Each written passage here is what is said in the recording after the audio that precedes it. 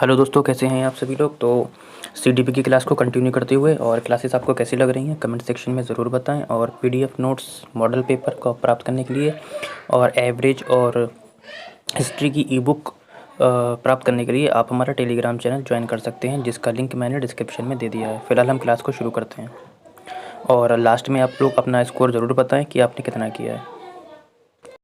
और question number 11 कहता है आपकी स्क्रीन पर कि एक बालक पहले पूरे हाथ को, फिर अंगुलियों को और फिर हाथ और अंगुलियों को एक साथ चलाना सीखता है। बाल विकास के संबंध में ये सिद्धांत क्या कहलाता है। कहता है परस्पर संबंध का सिद्धांत कहलाता है, एकीकरण का सिद्धांत कहलाता है, सामाजिक अधिगम का सिद्धांत कहलाता है, या इनमें से कोई नहीं। ठीक है, तो क्वेश्चन नंबर 11 का आपको आंसर देना है। ठीक है, देखो परस्पर अंतर संबंध का सिद्धांत बेटा क्या कहता है। परस्पर अंतर संबंध का सिद्धांत बेटा ये कहता है कि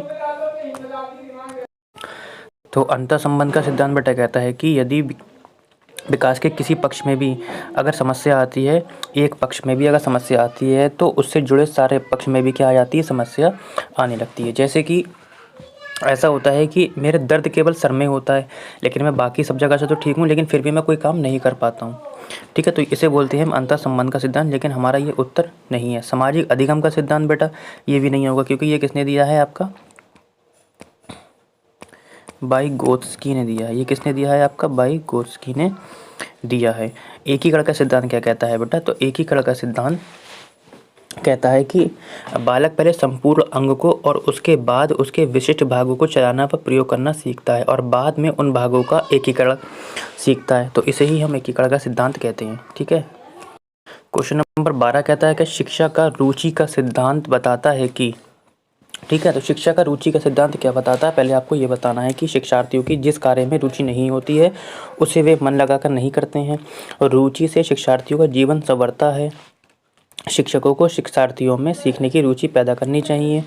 ठीक है बेटा, और शिक्षक को अपने विद्यार्थियों को पढ़ाने में रुचि लेनी चाहिए। अब आपको सारे ही ऑप्शन ठीक लगते होंगे, है ना। कन्फ्यूज़न हुआ तो मैंने आपको बताया था कि सीटेट में क्या होता है बेटा, एक से ज़्यादा ऑप्शन ठीक होते हैं, लेकिन उसमें से हम किसी एक का चयन करते हैं जो उन तीनों को अपने अंदर क्या कर लेता है, समाहित कर लेता है। तो मैं थोड़ा सा क्लियर कर देता हूँ कि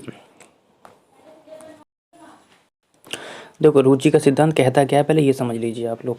जो रुचि का आपका सिद्धांत है कहता क्या है, फिलहाल तो आपको पता ही होगा आंसर इसका, फिर भी मैं इसका एक बार आंसर क्लियर कर देता हूँ कि रुचि का सिद्धांत क्या कहता है। देखो रुचि का सिद्धांत बताता है कि बालक के लिए शिक्षण उस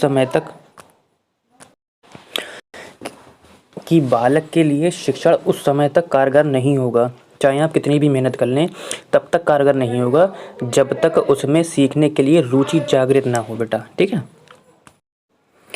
उसके बाद बेटा पहले बालक को दंड व अनुशासन द्वारा नियंत्रित करके ज्ञानार्जन के लिए प्रेरित किया जाता था, यानी कि जब शिक्षक केंद्रित शिक्षा चलती थी, लेकिन अब तो बाल केंद्रित शिक्षा चल रही है। पर अब इस बात पर बल दिया जाने लगा है कि बालक के शिक्षण में उसकी रुचि का जागृत करना आवश्यक है। यदि हम अपने व्यवहार के बारे में सोचें तो हम पाएंगे कि किसी वस्तु पर हमारा ध्यान तभी केंद्रित हो पाता है जब हमारी उसमें क्या होती है बेटा, रुचि होती है। ठीक है, ये कहता है कि शिक्षक को अपने विद्यार्थियों को पढ़ाने में रुचि लेना चाहिए। भैया शिक्षक को लेनी चाहिए, ये थोड़ी ना पूछ रहे रुचि के सिद्धांत। रुचि का सिद्धांत बच्चे के लिए पूछ रहा है वो। तीसरा ऑप्शन कहता है कि शिक्षक को शिक्षार्थी में सीखने की रुचि पैदा करनी चाहिए। ऑप्शन ठीक है।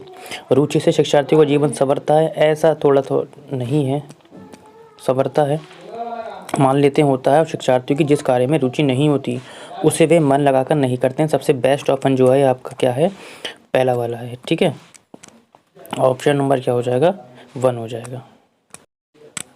क्वेश्चन कहता है कि बच्चों के सीखने का आकलन करने के लिए एक शिक्षिका को किन तरीकों का इस्तेमाल करना चाहिए। कहता है कक्षा में की गई अंतःक्रिया, परियोजना, पोर्टफोलियो और आत्म आकलन।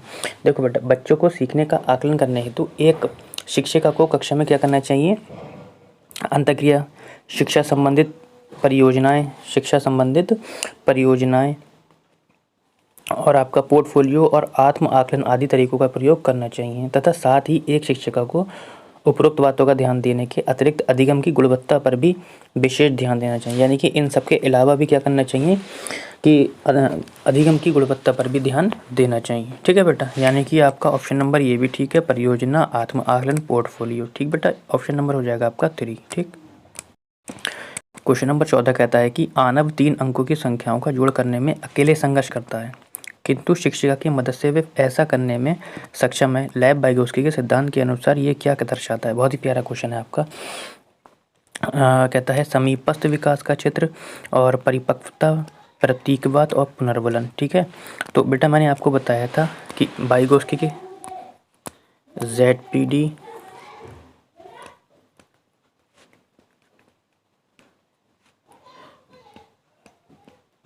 इसके फोल्डिंग केवल 2 शब्द दिए हैं इन्होंने, और MKO ये 3 शब्द दिए हैं।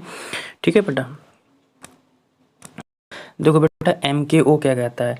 MKO का मतलब होता है मोर नॉलेजेबल अदर, यानी कि बच्चा उसी व्यक्ति से सीखेगा जो उससे अधिक जानता हो, जैसे कि उसके माता पिता, शिक्षक, बुद्धिमान उसका दोस्त यानी कि सहपाठी। फिलहाल ऐसी कोई इस क्वेश्चन में बात नहीं कर रहा है, ये ऑप्शन नहीं होगा। अब इस कन्फ्यूज़न इसमें होता है और इसमें होता है। ZPD का मतलब होता है जोन ऑफ प्रॉक्सिमल डेवलपमेंट, यानी कि समस्या समाधान के दौरान खुद से शुरुआत करने पर। ZPD में बेटा क्या होती है? खुद से शुरुआत करी जाती है, और खुद से शुरुआत करने के बाद क्या होता है, बीच में अटक जाने पर किसी वयस्क के द्वारा जो सहायता दी जाती है उसे हम ZPD बोलते हैं। जबकि इसके फोल्डिंग क्या कहता है, और इसके द्वारा जो सहायता दी जाती है बेटा, ZPD के द्वारा सहायता दी जाती है वो कैसी होती है बेटा? स्थायी होती है। ठीक है, और इसके फोल्डिंग क्या होता है, इसे हम बेटा क्या बोलते हैं? पाठ ढांचा निर्माण भी बोलते हैं। ठीक है, यानी कि समस्या समाधान के दौरान वयस्क के द्वारा दी गई बेटा, इसके द्वारा जो सहायता दी जाती है कैसी होती है? वो अस्थायी होती है। कैसी होती है? अस्थायी होती है। ठीक है, अस्थायी सहायता एवं शुरुआती सहायता, जैसे शुरुआत के दौर में बच्चे की उंगली पकड़कर चलाना सिखाना। ठीक है बेटा, तो ऑप्शन आपका एक ही है, समीपस्थ विकास का देश यानी कि ZPD। ठीक है, आगे बढ़ते हैं। क्वेश्चन नंबर 15 कहता है आप यदि शिक्षार्थियों को सामाजिक रूप से समुन्नत एवं परिपक्व करना चाहते हैं तो आप क्या करेंगे? ठीक है बेटा, यदि आप शिक्षार्थियों को सामाजिक रूप से समुन्नत एवं परिपक्व करना चाहते हैं तो आप क्या करेंगे? ऑप्शन नंबर 15 का आपको आंसर कमेंट सेक्शन में देना है। आप कक्षा के संदर्भ में शिक्षार्थियों को पर्याप्त अवसर प्रदान करेंगे जिससे कि वह सामाजिक रूप से परिपक्व हो सके। आप विद्यालय की विभिन्न क्रियाओं में शिक्षार्थियों को अधिकाधिक भाग लेने के लिए प्रेरित करेंगे। आप शिक्षार्थियों को विभिन्न सामाजिक क्रियाकलापों में भाग लेने के लिए प्रोत्साहित करेंगे। शिक्षार्थियों को शांत रहकर बैठने को कहेंगे। तो बेटा ये वाला तो ऑप्शन बिल्कुल ही गलत हो गया आपका। ठीक है, अब 3 ऑप्शन आपके बिल्कुल ठीक लगते होंगे आपको। अब इन तीनों में से आपको एक निकालना है। वो क्या कह रहा है? सामाजिक रूप से। देखो सामाजिक का विकास कब होता है आपका? तो सामाजिक का जो विकास होता है बेटा किसी ग्रुप में होता है। जब बच्चा ग्रुप में बैठकर कुछ ना कुछ करता है तब सामाजिक क्षमता का विकास होता है। फिलहाल आप लोग जब तक 15 का आंसर दीजिए मैं इसको एक्सप्लेन करता हूँ।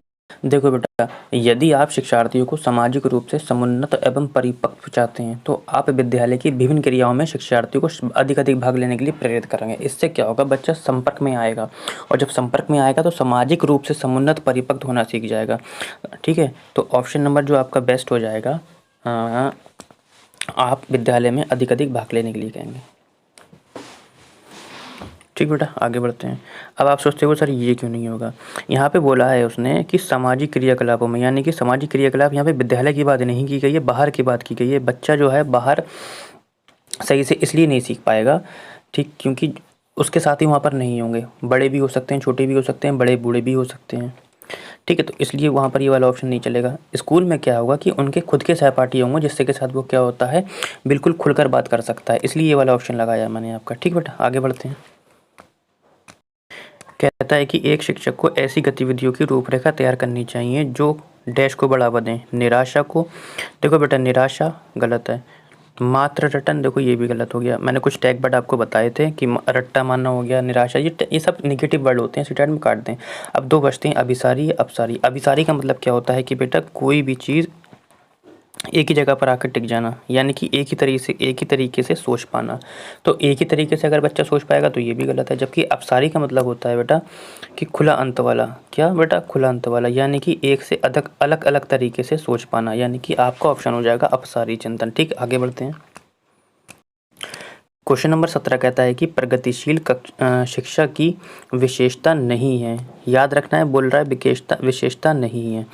ठीक, कहता है शिक्षक के व्यवहार का आत्मीयता से परिपूर्ण होना, शिक्षार्थियों में उत्तरदायित्व की भावना का विकास करना, शिक्षक को केंद्र बिंदु मानकर चलना, शिक्षार्थी के सर्वांगीण विकास को मुख्य आधार मानना। तो 17 का आप लोगों को आंसर देना है। देखो बेटा, प्रगतिशील शिक्षा के जनक मैं आपको बता चुका हूँ कौन है। प्रगतिशील शिक्षा के जनक आपके कौन है? जॉन डीवी हैं। ठीक, कौन है? जॉन डीवी हैं।